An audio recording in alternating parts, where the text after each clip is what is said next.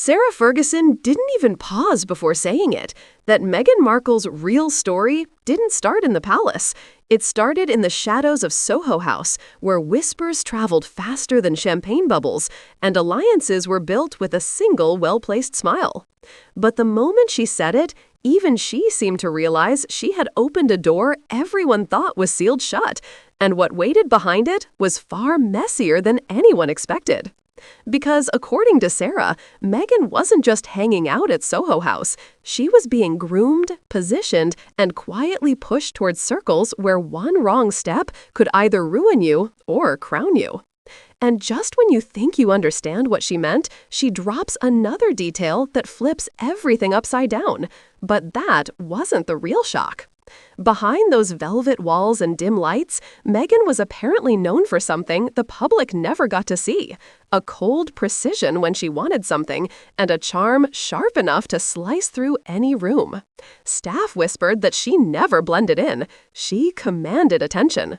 And according to Sarah, one incident stood out: the night Meghan had her first major clash with a high-ranking Soho House insider who didn't appreciate newcomers acting like legends.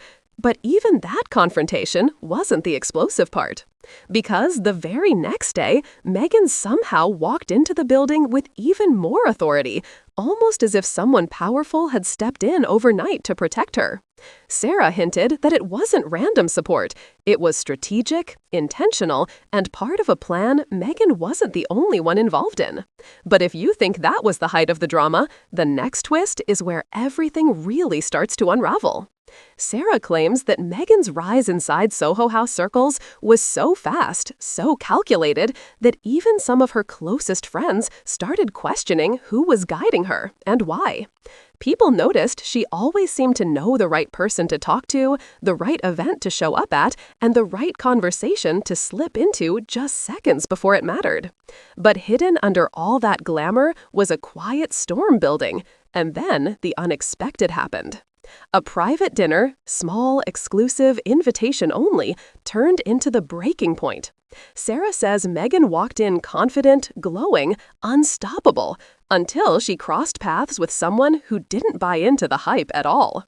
The tension was instant, the air thick, and by the end of the night, a rumor had begun circulating that Meghan had overplayed her hand.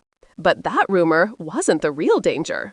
Because according to Sarah, what followed was a behind-the-scenes tug-of-war between people who wanted to elevate Meghan and people who wanted her gone.